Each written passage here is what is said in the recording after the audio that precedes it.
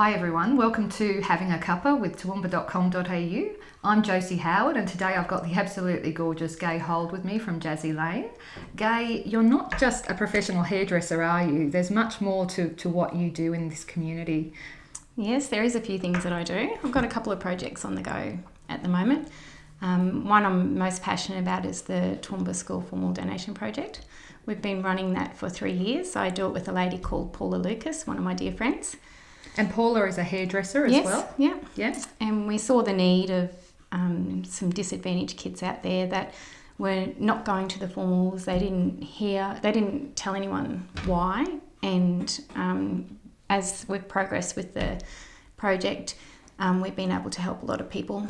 So the community really get behind us by donating their dresses, shoes, handbags, jewellery.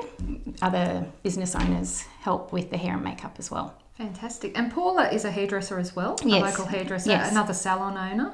Yes, she was. Now she does Laura George clothing as well. Yeah. Wonderful. Yeah. And you mentioned when we had our chat before that you identified young people who might miss out just simply because you had some young girls coming in, mostly young women coming in, having their hair, just having a trim or something and saying they weren't going to their formal and you could identify that there was some issues. Yeah, often they're embarrassed to say they can't afford to go. Because it's expensive, right? Oh, it's very the expensive. Amount of money some families spend on end of year formals is huge. Absolutely. And as we've grown, we've got more agencies involved now. So we have people from foster care, just all over the place. Actually, we're getting girls coming from Innisfail, Cherbourg, Mergen, Charleville.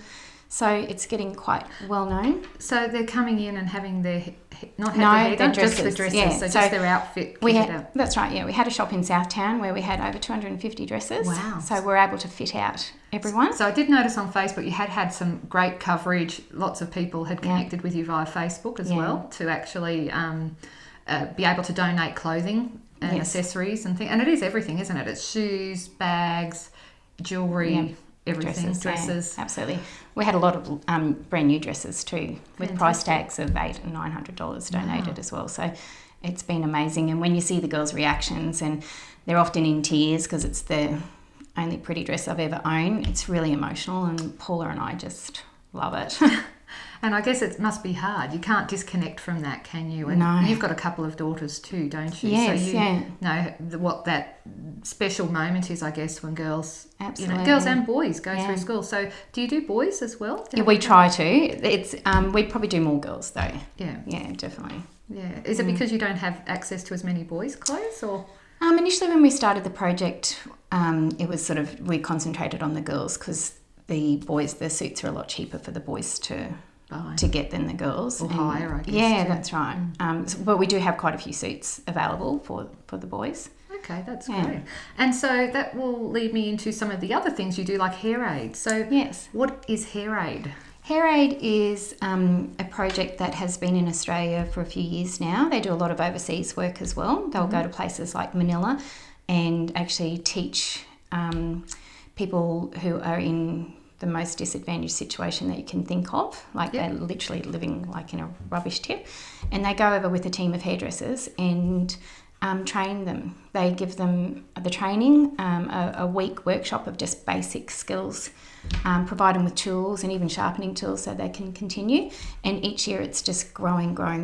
So is that about teaching people to sort of feed themselves essentially? Basically, so giving them an occupation essentially to be able to create an income from it. Is that what you're doing here in Toowoomba? No, as part of Hair Aid, I'm all about doing things in my community. So it's called a HACK program, so it's Hair Aid Community Cuts, and that's basically helping any disadvantaged people at all. So with homeless haircuts, I've done a few projects now involving the Manor House, which is women in domestic violence, also Gateway House, which is kids in crisis care. So I've been able to get a team of hairdressers together, not necessarily from my salon. So you actually give them haircuts and do their hair? That's what you actually I've organised to have makeup and hair done. The last one we did was called Gateway to Dignity. Nice. And that was just fantastic to be able to give these girls basically a makeover. Yeah, that's lovely. That's really lovely. And because confidence comes with feeling good about yourself too, doesn't it? Absolutely. So if you have your hair and makeup, like we know if we have our hair and makeup done, we feel much better. And so people who don't often get a chance to do that, That's right. It's a really nice thing to do. And you said you're the project manager, right? So there are a number of salons involved? Yeah, there's quite a few hairdressers. The idea of this is that there's hairdressers out there that there's a lot that are actually doing a lot of really good things. And what I'm trying to do is just get everybody to work together and let's make a difference and have some longevity with the program rather than just one person, doing their thing, and if they get sick, well, then it stops. I want to see it sustainable. So that it doesn't matter whether you're there or not, Absolutely. or one other person's there or not. This program continues to run. That's How right. do people get in contact? How do they know about it? How do they? Well, Like, one what of the do other they do? things. Well, if they need your services and stuff, Sure. or if they run, if they run a program that could benefit from those services. I also have another page which is called the Toowoomba Hairdressing Network page. So I have over 550 hairdressers on board, which is fantastic. With that network page, that's all about the community working together and learning off each other, and there's jobs going and obviously they've got things to sell or whatever, but that's how I lead out to and ask for help for other hairdressers. But how do people find like if I was new to town, had come in homeless, wanted to go for a job interview, needed a haircut. I know that's an unusual scenario, but it's probably not unlikely, quite honestly, even in our rich country and our beautiful, wealthy town. How would they find you? Well, we're very lucky that we've connected up with other agencies. Okay, so it's through all those other organisations that right. you actually work, which That's is right. fabulous. Yeah. So there's a lot of collaboration happening. Yes, yeah, and that's only been more recent, in the last year. And that's really getting to the kids who need it. Yeah, which is what you want. Often the kids who really need it aren't the ones who ask for it. Or even know about it too, That's right. Because it's hard if you're on survival mode to even think about having your hair done or something like that. So you obviously have a passion for people and helping people that would sometimes have barriers to looking good even, I guess. You're about to start a new program, or you would have started a new program by this stage when this actually goes to air. Yes. Tell me what that program is. What I'm trying to do is I'm calling this program the Tranquil Trims. So what I'm wanting to do is families that have got children on the autism spectrum, any physical or sensory needs, similar to the Coles Quiet Hour. So to come in on every second Wednesday morning, I'm going to do an hour where there'll be no music, phones turned right down, no dryers, so they can come in and have their hair cut. Now, I know there's each individual need, so there'll obviously be a lot of talk between the parents and myself to see what the triggers are. So it'll be a learning curve. A very individualised approach to doing it, reducing all the noise and other sensory barriers that might actually stop a family from normally attending a hairdressing salon. Why did you think of it? Well, I do have a friend that works with kids with autism, and she had spoken about some families actually having to travel to Brisbane to do it. And for me, it's a very small sacrifice that I can make a big difference to those family in need. That's fantastic. That's fabulous. And I'm sure many of the families, I had a daughter who was very sensory and didn't actually like having her hair combed or brushed. I would essentially take her to a hairdressing salon every couple of weeks, but it was very difficult for her because she wasn't used to the sounds and noises and everything else in there. So how do you plan to get the word out? There's obviously quite a large community of people with children on the spectrum in Toowoomba. Yes. So I'll try and get as many leaflets as I can to any of the agencies. And I know that it is a learning curve, and I'm hoping that they might just want to come in and just let us sit them in the chair and let us comb their hair maybe the first time. Then maybe bring them in a fortnight's time and we can do a little bit more. So it's a program you're planning to evolve. Yes. And respond to what the needs are of that community. Exactly. Yeah, we're all very excited about it at the salon. Yeah, fantastic. So all the staff are involved? Yes, they certainly are. It will involve some training with the staff. We have worked with kids from Clifford Park, and we do realise that every child is individual and they have different triggers, and it's just adapting to those triggers.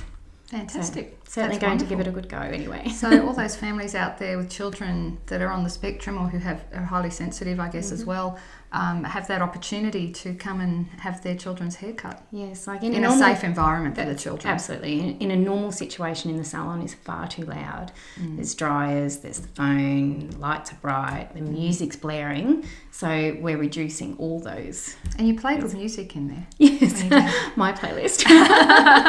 Perfect. Yes. You haven't just been a hairdresser. I was really impressed with this one. Fiery. Yes. Firewoman. Yes. Fire person. Yes. So Day hold. I've been a firefighter over 16 years. Are you still doing it? No, I resigned not long after the floods. When I opened my salon up 6.5 years ago, I was still trying to do both. And I had a little epiphany in the middle of the night when I was on top of a roof undoing some roofing screws to make access to the fire which was in the roof, that I'm not superwoman. And really? I knew I had a 12-hour day the next day, and I just thought, what am I doing? You know, and I had staff that I had to look after, it was a decision that I didn't make lightly. Because I loved it. You had some interesting situations as a fiery, didn't you? Yes. And I'm not talking about, I mean, obviously it's an interesting job, needless to say, but you went from an all-women's. Yes. So I started in a little town called Bolin, which was an all-women's fire brigade. And a house burnt down there, and the men that were firefighters were shearers, and they were out of town. So they did a recruitment campaign for women to join. Yeah. So that's how I joined.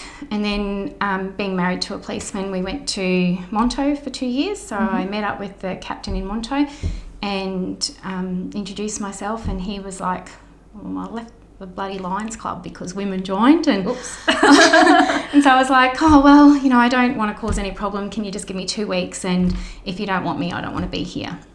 And 2 years later, after at my send-off, he said that he had to eat his words, and we're still good friends now. As they do. Yes.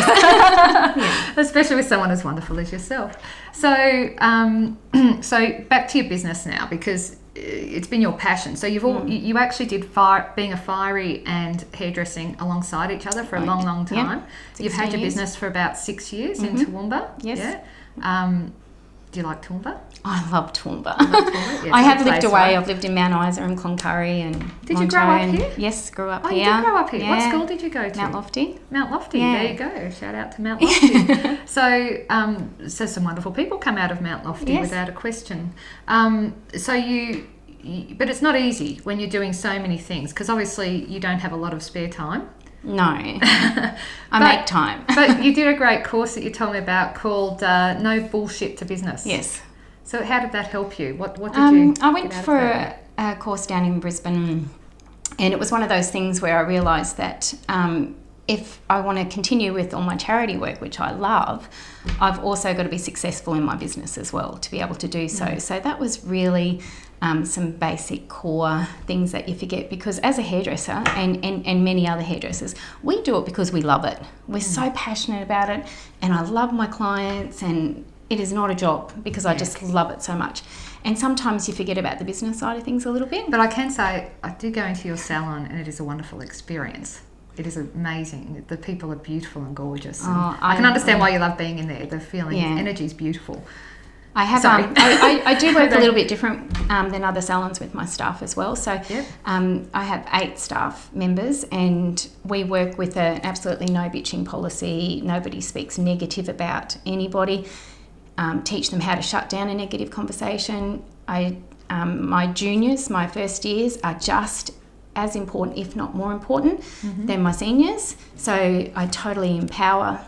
So how do you actually implement those policies? Like, is it a contract people sign, or is it just you talk people through when they start the job? And it's how I pick my staff too. If you meet any of my staff members, which you have, they're all beautiful, genuine, lovely girls. Because my theory is I can teach them anything, but I can't teach them to be a nice person. So I can say how I just absolutely adore each and every one of my girls. Yeah, and it is interesting, isn't it? Because the environment you create actually creates some of the people inside it and the way they react to things. Absolutely. So, and it is about customer service, isn't it? And yes, absolutely. Looking after people. I want people to walk through the door and feel embraced. And we have a little bit of a different system where you know, a client is not just one of my staff's client, it's everybody's client, and everybody talks to everybody, which helps keep that whole culture happening in the salon. Yeah. And how do you, look, you're busy, how do you cope with everything? Because you've got 2 girls too, and there's a lot of... And a boy too. I do have a boy too. I've got a teenage boy. We never get to hear about the boy. He must be He's the love of my life. He's 19. He lives with me. He's there you go. beautiful. And he must be just really quiet. Maybe he doesn't cause me as much problem as the other 2. Girls are like that, right? Yeah, I've got 2 girls and a boy. But my boy is out there, definitely. But how do you juggle it? I mean, you're doing so much charity work. We work together often with Rotary charity projects as well. I love Rotary. It's just absolutely beautiful to be part of the community of Rotary, The Edge. The fact that we are so service-minded and community-minded, to walk in there is just, I love it there too. And it's about that service, isn't it? It is. And friendship. Yes, definitely. So that's lovely. But how do you do it? Like, how do you juggle all these things? And do you ever, like... My thing is that sometimes we just fall down. Sometimes it doesn't work. Sometimes it's not perfect. Sometimes things don't go to plan. Does that happen to you? Oh, many times. I am so far from perfect, it's not funny. But I think the fact that I am so passionate about what I do, that I lose myself in my job sometimes. Gosh, I forget to go to the toilet sometimes. That's how evolved I get with everybody. So it's many phone calls to my girls. I do have a daughter with a mental health issue, and that can be really challenging sometimes. So it can be difficult. And it's hard sometimes. So certainly. So I guess the trick is to just keep putting one foot in front of the other every day. I think too. Like, I'm a fairly open person, and my clients are my friends, and I often talk about, you know, issues as well, and same with them. So I think sometimes that helps. I find myself chatting to my hairdresser and sharing and things on. And obviously I'm looking down at my hand, pretending I have my phone in my hand, which I am kind of addicted to, as my family kind of point out regularly. But I keep telling them I work on my phone. So, you know, and for you, it's working with people every single day. Does it ever exhaust you? No, I love it. You love it. I am energized, so passionate by it. I just feel so lucky and blessed to do something I love. I often hear stories of people talking about how much they hate their job, and I feel sorry for them. I feel like, you know, gosh, it's one part I'm really lucky in life. Look, thank you so much, Gay. It has been just wonderful having you along today. The Toowoomba community, I'm sure, is extremely grateful. There's not many people who can juggle quite as much as what you do, and help so many people who have barriers to feeling good about themselves. And I guess that's ultimately what you're passionate about. So I'm looking forward to seeing all the programs run out and grow and continue to scale in Toowoomba. It's just amazing. So thank you so much for coming along today. It's an absolute pleasure. Thank you, Josie.